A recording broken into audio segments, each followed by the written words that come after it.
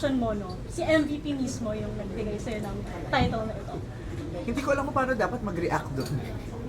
Hindi ko alam. Siyempre nakakakilig yon, pero at the same time nakakatakot din kasi magbubukas na naman yan ng diskusyon sa maraming tao. Pero since yun naman ay nanggaling kay MVP at paniniwala niya naman, I am just very grateful na meron akong bilang sa kanya at yung mga ginagawa ko dito sa industriya. Nagpapasalamat ako sa pagtitiwala nila sa akin. At Meme, syempre maraming nag-aabang na fans ngayon, part ka na ng panibagong pamilya na ito. What exactly ba yung mga dapat namin abangan from Vice? Actually, hindi naman siya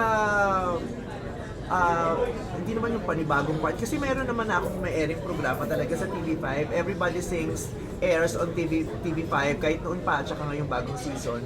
At ang i-expect nyo lang, may mga bago akong programang gagawin sa TV5. May mga bago tayong pasabog. And Meme, kanina grabe, alam ko na feel mo yung welcome from MVP, from Sir Ricky Vargas, all the people, the press. At nabanggit mo rin na hindi ka nakatulog with this decision. Kwento mo naman.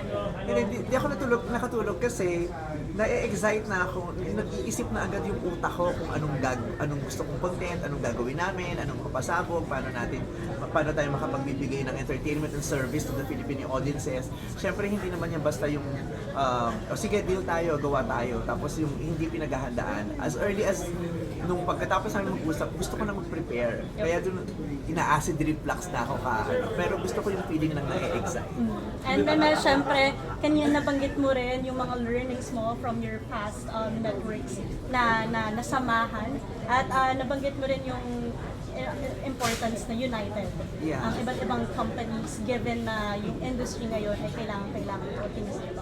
Ako napakapalad ko dahil ako ay tinuruan at natuto sa ABS-CBN. Ang dami kong naranasan sa ABS-CBN na magagamit ko sa mga trabaho ko ngayon at sa mga susunod ko pang gawin.